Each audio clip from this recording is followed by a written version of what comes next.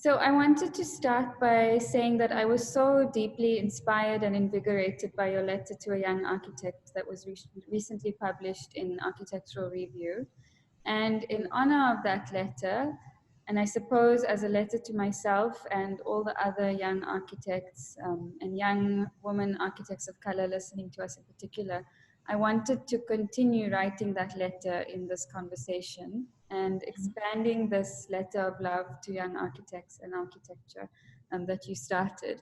So I've got the letter here, and I'm going to use a series of prompts from it as prompts for our conversation. And in the letter, you write that you relinquished your prima donna status 2 decades ago. And I wanted to ask if you could tell us a little bit about the beginnings of your architectural career. So, how you came to architecture or how it came to you. Yeah, that's going back a long time, Sabaya. This was last century. I hope you realize that. So, yeah, I think it's interesting that I had no concept of what an architect could do or was. If it hadn't been for my father, who just after partition, as you know, there was this partition of the subcontinent in 1947, and he was a civil servant, and he was in charge of some very large development projects where he realized that there were not enough professionals, no architects, no planners, very few of them.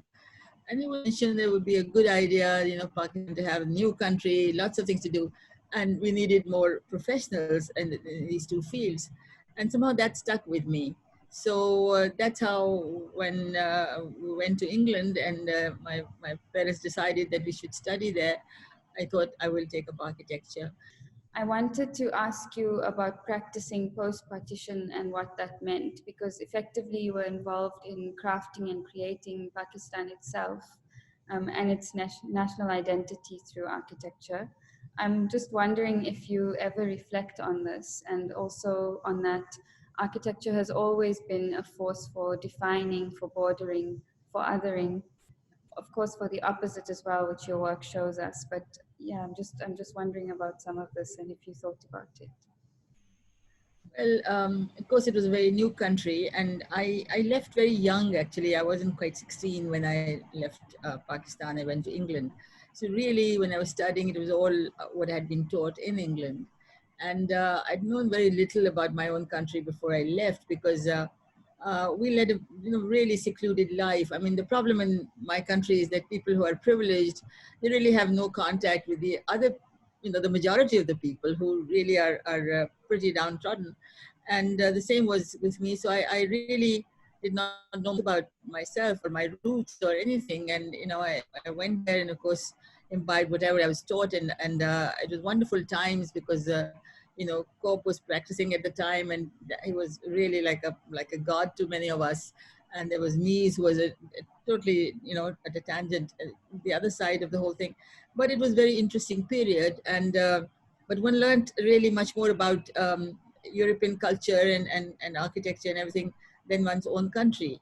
And it hadn't been for Victoria and Albert Museum, where there was this India room, and I would go and visit that often, that I was introduced really to my own cultural roots. But when you come back after you've been away for so long and not knowing initially what the country was all about, so it was a bit of a shock.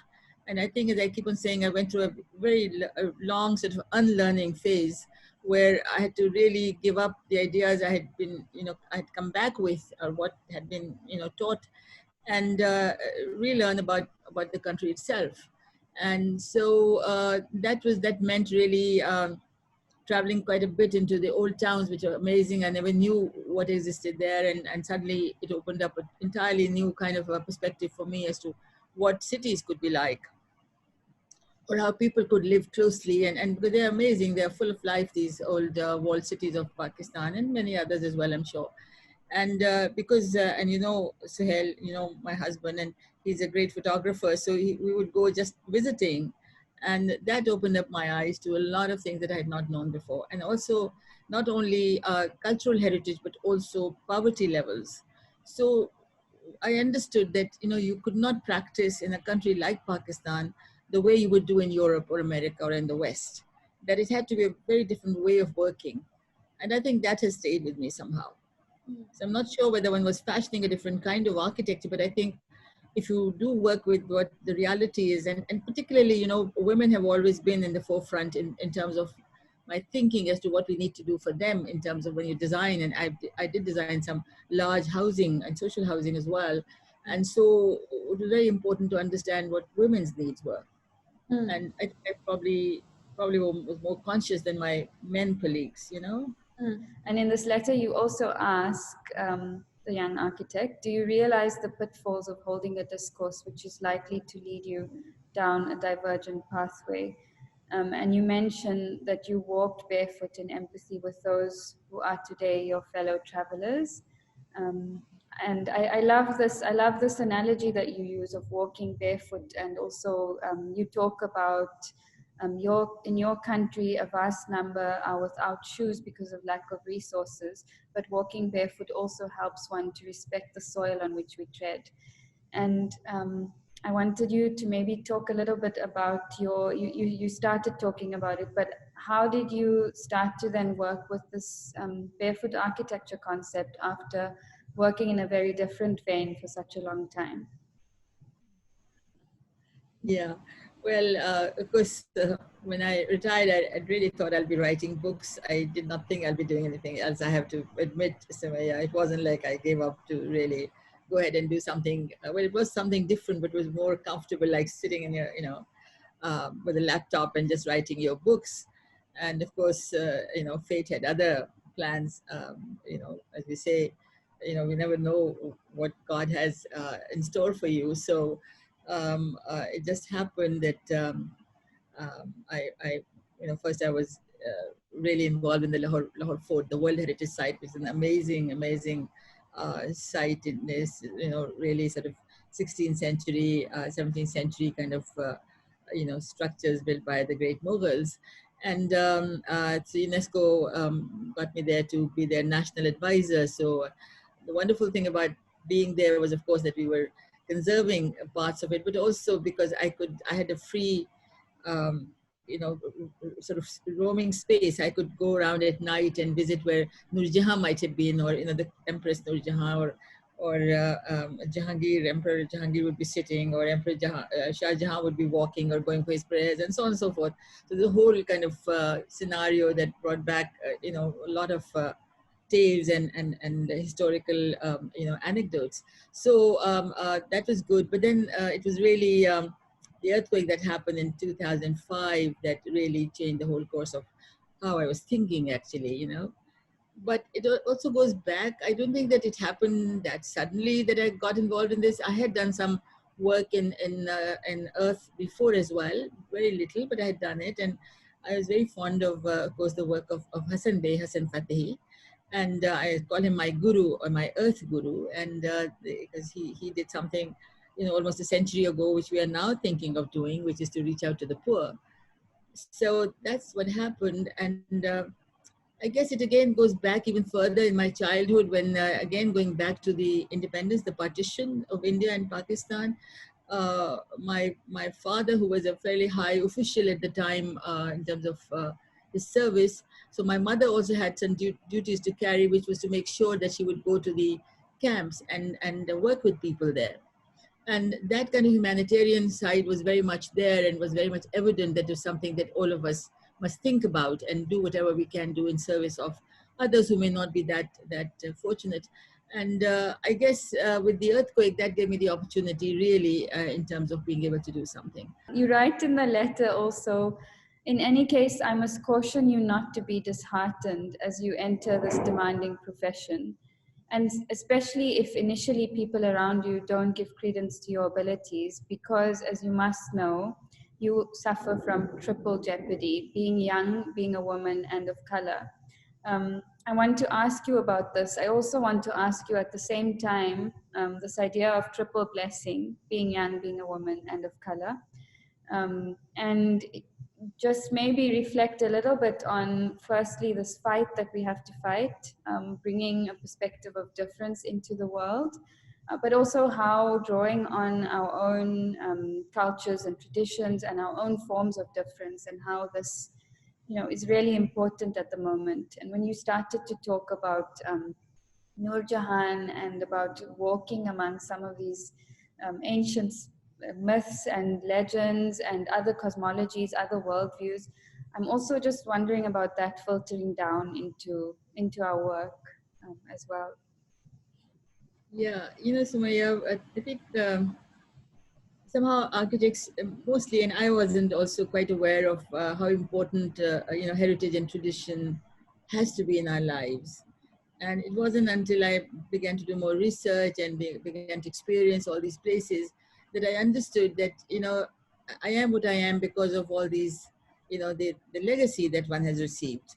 And the more you learn about it, the more you understand that it is something that you need to use for social good, for common good. You can't just use it for yourself. You can't just feel good about knowing about these wonderful people who did so many things and buildings that were built. But how do you really translate what you see and you do into something that will provide dignity primarily to these people who are downtrodden, who we call impoverished, who are at the bottom of the pyramid, but also more so for women. I mean, what do you do for women when you design something?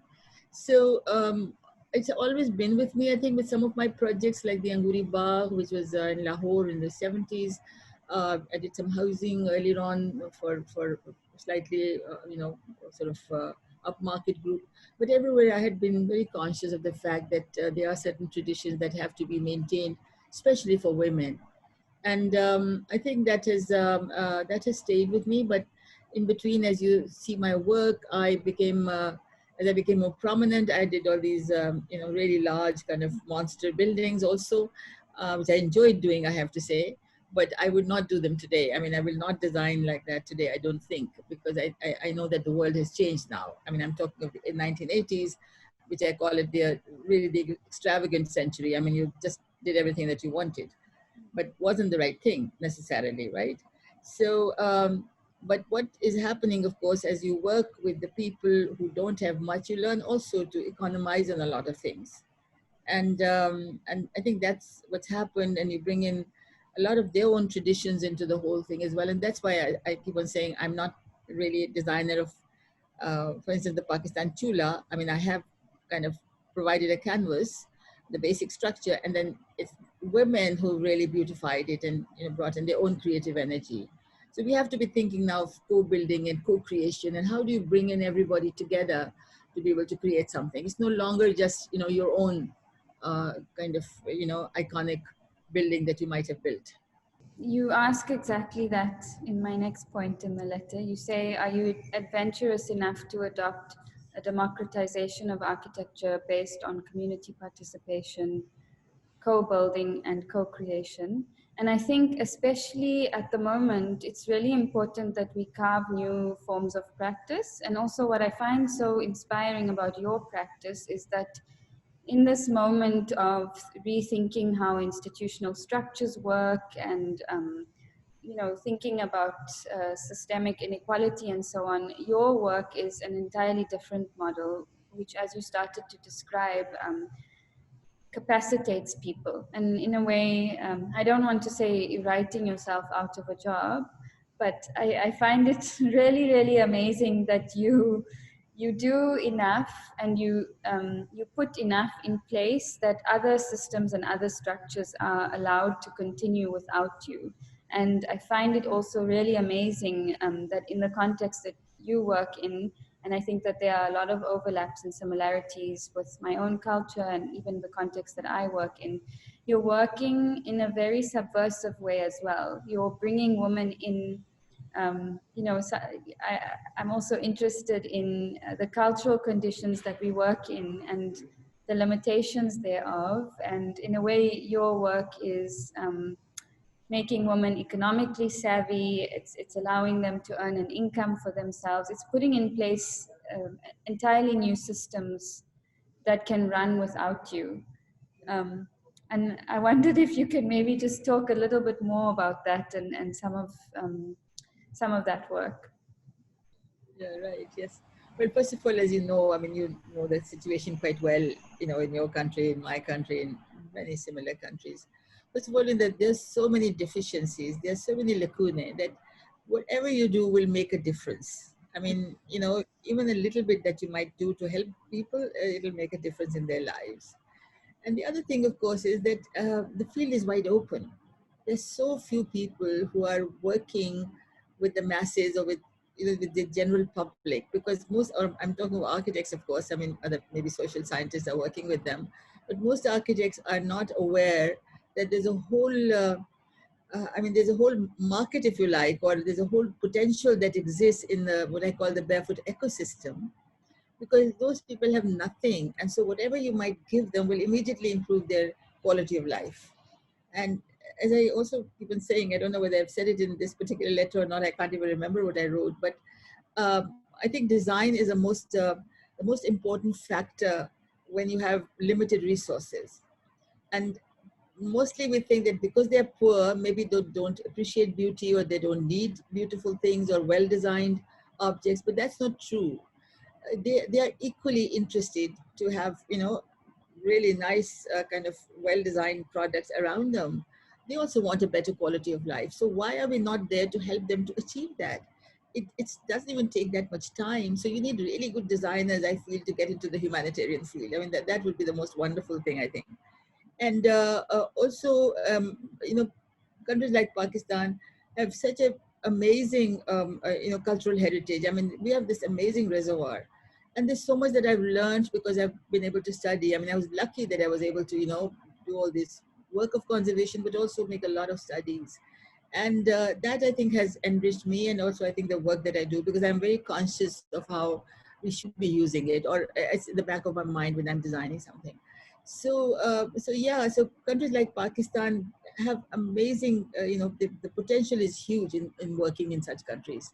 Because in Europe and America and the West, a lot of problems have been solved, everybody knows what to do, and of course there's discussion, but, you know, but here in our countries, it's an absolutely, you know, open field. You can come and, you know, start wherever you want. And that's what's been, I think, a blessing for me. I mean, amazingly so. In terms of you know, co-building or co-creation, this I've saw, and you know, ever since I've started working in the humanitarian field, I find that people have so much potential, because if you are using materials that they are used to, then they have also ideas and thoughts, and also their creative process immediately comes into force, especially women, and they start really identifying with the structure, and they start, you know, beautifying it in the way that they know. They only, I mean, they're the only ones who know, because nobody else can do it just as well. And so the whole thing, the concept that I had, or whatever I might have designed, becomes another completely something, you know, something quite different. It transforms into a thing of beauty suddenly, you know. And also, I think what's is very interesting about building with tradition and with these local materials, like, you know, I only use, as you know, only clay and earth and bamboo and lime. And suddenly, by making a Pakistan chula, for instance, which is nothing but an earthen platform with a well-designed smokeless stove, that itself provides dignity to women. I mean, they suddenly, from sitting on the floor and uh, you know, inhaling all the smoke with this open fire stove that they normally have, they're now sitting on an elevated platform, which is really an earthen throne, if you like. And suddenly the whole demeanor, the whole everything changes about them. They become much more confident. They are now sitting and giving out food to everybody who's sitting around them on this platform, and suddenly there's much more respect for them.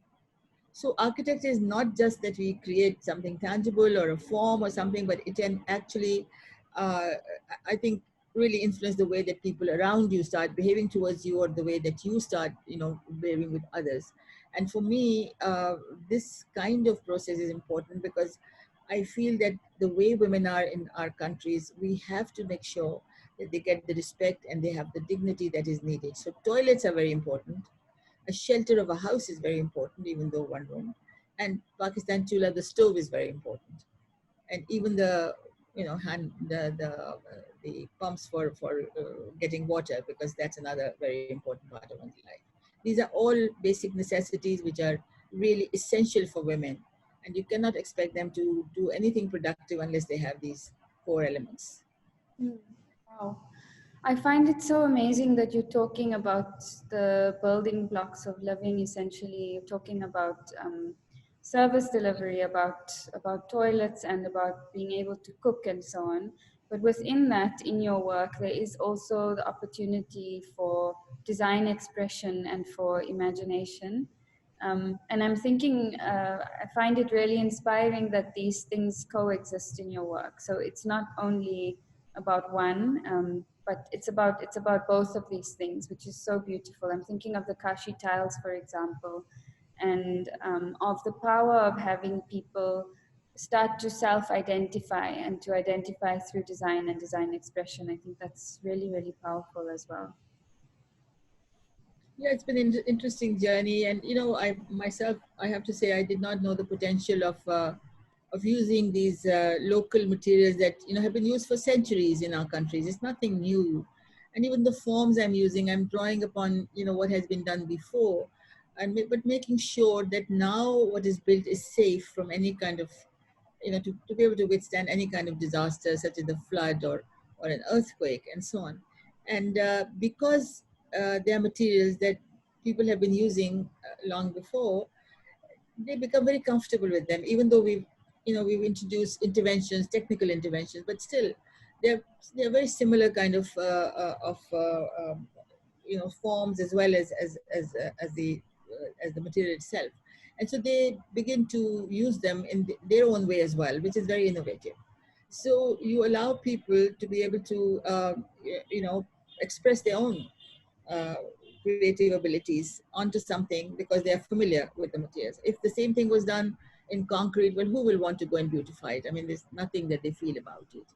And what is again more interesting, Sumaya, is now, the more I'm working, the more I'm seeing how women, how much potential there is for women to be able to do all this.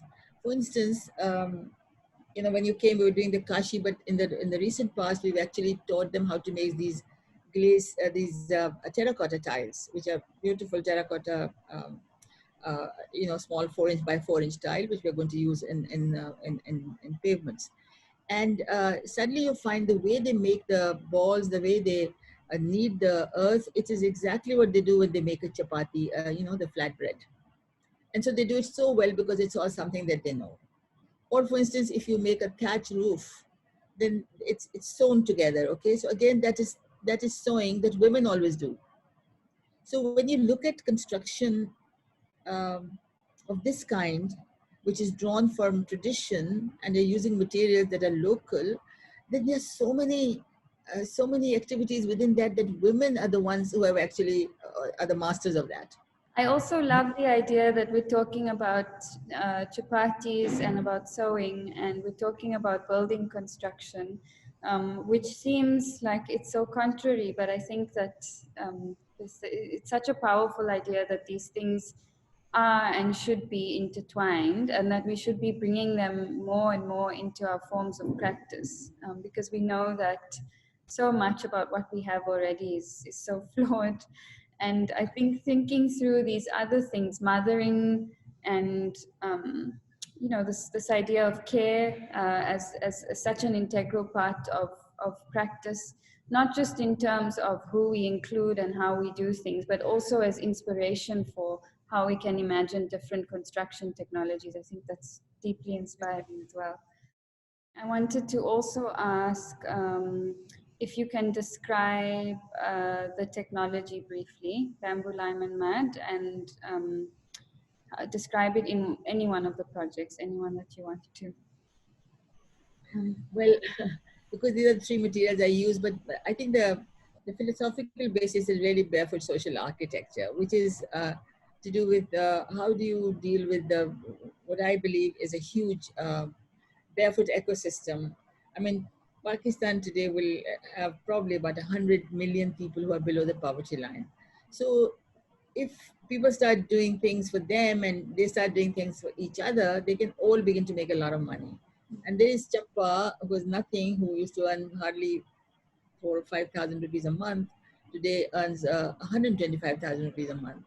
She is the one who has been promoting the Chula, the Pakistan Chula that got the World Habitat Award in 2018. And they have built 30,000 of these stores, not built, but taught people how to build them at only 200 rupees, which is nothing, which is a pittance.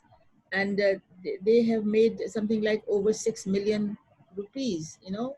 So the market is huge there. We just have to make sure that we teach people or they learn the skills for making products which can be used by the other poor. So the whole basis is that you don't worry about the rich, you don't worry about the urbanites, you just make things for each other. And that itself will bring you enough money that you can survive pretty well. And then, you know, you can have your shelter, you can make everything. And as long as you make it out of earth, bamboo, and lime, which are mostly non-engineered structures that we design, they are really, really pretty low cost. And so everybody can afford it. And now with this video, the tutorials that we're making, I'm hoping that they will not need any money from the government or any help from anybody, but we'll be able to follow that tutorial and make their own shelter or their own bathroom or toilet and everything else. And chula, of course. So, and it's nothing, it's all zero carbon. So it's zero carbon footprint. Everything that I do has to be.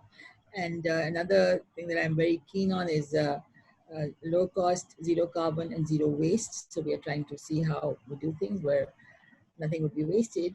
But I would like that there would be a time when we could say it is zero cost, zero carbon, zero waste, which means that no donor has to give any money to them and they will just do everything themselves. This is a dream. Let's see what I get there.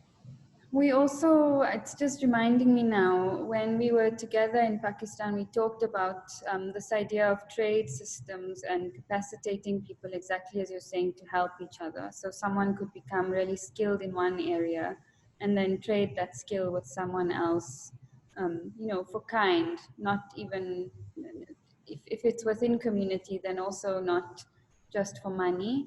And I think that the work that you've done in terms of recalibrating people's values is really, really incredible in that regard as well. And I think we often talk about creating a public for the kind of architecture that we want to make, and we talk about the importance of people understanding the value of what we do. And often people talk about it as if it's impossible, but I think you really are a living example of showing that that is possible. It is possible to sway people and to shift their minds about what they want or what they value as well. Really amazing. And I wanted to ask before we go, I think you did answer it a little bit now as well, but in the letter you also say, are you enterprising enough to seek a new world order? And I wanted to ask what your hopes are for the next generation of architects, and what you hope to see cities and spaces and rural areas as well becoming.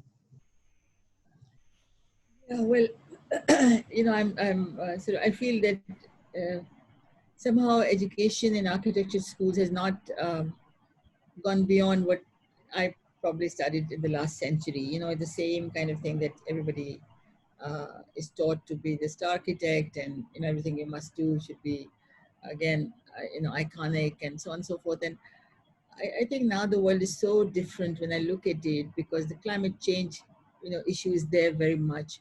Now we see COVID-19, we see that, and you know, there are all these economists. I mean, you know, there's Thomas Piketty who's talking about wealth, the accumulation of wealth only among 1%, and most architects are really trying to work for that 1%, not even thinking that even though that 1% is important because they will allow you to you know, use your basically your own, you know, fancy and your ability to create you know, huge structures. But at the same time, there is this enormous mass of people who need well-designed products, but really of a very kind of humble scale. And those are equally important, or should be equally important to the next generation of architects, because there are more of them, and there's more understanding about you know, about how disparities are destroying nations. So architects should also now have to become much more aware of all that. And everything we design, and I keep on saying this, whatever one designs, please lower the carbon footprint, so that whatever you want to use, whatever material you want to use, or form you want to use, just make sure that it doesn't use as much of steel or concrete as it used to before. So gradually you start, uh, bringing all that down. But I also think that now we should be talking more of eco-urbanism rather than the kind of model that, for instance, United States represents, which is, all these highways and I mean, everything is really kind of scattered all over the place. So I would rather use the model of, let's say, the Lahore walled city, the medieval walled city, that we have many of them actually. There's Multan, there's also Tata, there's also Peshawar, which are very beautiful, and they are very kind of compact, and there's low-rise, high-density kind of formations, and 24-hour cycles. So I think those are much more the elements that are now will be more appropriate in a world, post COVID-19 world. More people will be working from home, so you don't need cars everywhere. In fact, cars are very disruptive. So what I'm trying to do in Karachi is to show how we can create, how we can use the streets now as a landscaped activity area where there were cars. So we are doing an experiment of 400 feet long, but it's a long trail that I have got notified, which is about 2 kilometers, which is the oldest part of the city of Karachi, which I hope the whole thing will become, with urban forest in the middle, and low carbon kind of materials such as terracotta rather than concrete, because we have to now, really, really reduce concrete and steel. And hopefully every Sunday we could have all kinds of communities showcasing their own culture, because we need to bring, cultural activities into the lives of people, and it's got to be done on the street, because we don't have many open spaces left. So if we can just take away the cars, there'll be huge amount of space that will be cleared. So let's see, when in 6 months we'll know whether this dream is working out or not. But that's the kind of thing I really want to happen. That's amazing. And 6 months is not too long to wait. So fingers It's crossed. survived that long, yes. Ah, inshallah. Um, then lastly, you end the letter with young woman architect of color. I urge you never to lose heart. Keep your focus and actualize your dream. And I wanted to ask if you could just extend on that a little bit more for us. A declaration for young architects. Yeah, because I feel that sometimes, I mean, there are lots of hurdles that come in your way, and a lot of times, you feel that you need to maybe just give up and run away because things don't work out so well. And I also believe that, comparatively speaking, I had really a very comfortable life even as I started, because of the somehow, you have a privileged background, you have everybody taking care of you, you are protected all the time, you're okay, I mean, even though you're a woman, and you may have some problems from time to time, but it's not something that, you can say that, would stop you. But I think there are more, now I see young people now, and a country like Pakistan, where women do have a difficult time generally, and they, I think, are facing many more problems than I ever did. So I feel that they need more encouragement. For instance, I was told the other day that there are many women architects who are not practicing because they have restrictions on them, that they should not go out of the house. We're trying to see, that's another dream I have now, is to try to see how I can engage them, and maybe we can involve them with the work in communities or in rural areas, where if we can use technology, and COVID-19 shows us we can use technology quite easily, that through cell phones, through WhatsApp, through, I don't know, Zoom and all, that there could be discussions about with women of these villages, to really be able to avail of guidance about how you can improve the environment in the village. How do you separate the livestock? How do you maybe remove the bush outside around the village and make them into earth walls? I mean, there's so much that we can actually convey, or create even, small spaces for women to be able to congregate, and others also. So if we could put professionals in touch with these communities, then there's a huge amount that can be done, and you could do it sitting at home.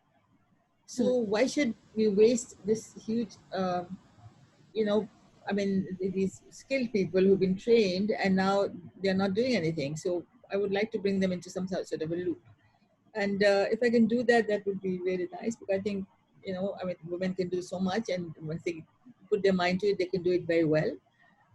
So we need to just see, but women have to be, yeah, you have to keep on giving them a lot of encouragement, and so we need to see that some of us who have had the privilege of being okay, that we should be now devoting some time to see how we can help them, and yeah, I'd like them to have dreams. I would like them to pursue them, because I think everybody has a right to be able to enjoy, what you feel is the thing you want to do, and you do it.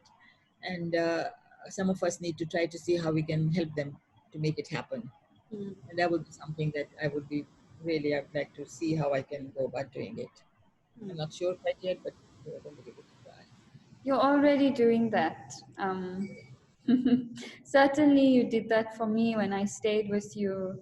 You're a living example of never giving up and never losing hope, and also endless amounts of, you're a reminder that we need to have so much energy and that our dreams are realizable as well. So, thank you so much for I that. don't know what to say, Sumaya. I think you have so much. I mean, you have so many abilities, and mashallah, you're so good at doing things. So I don't know what you're saying. I don't think that I had anything to do with that. I think it's Of just course. yourself that did it. So, No, I think who you are as a figure, firstly, seeing you has been an immense inspiration for me. But also, I think what you just described now in terms of capacitating young women, of course, there is the level of capacitating that you explained, but also I think just being who you are and doing what you do is also incredible, and is a form of that already. that's very kind. Thank you. Thank you so much.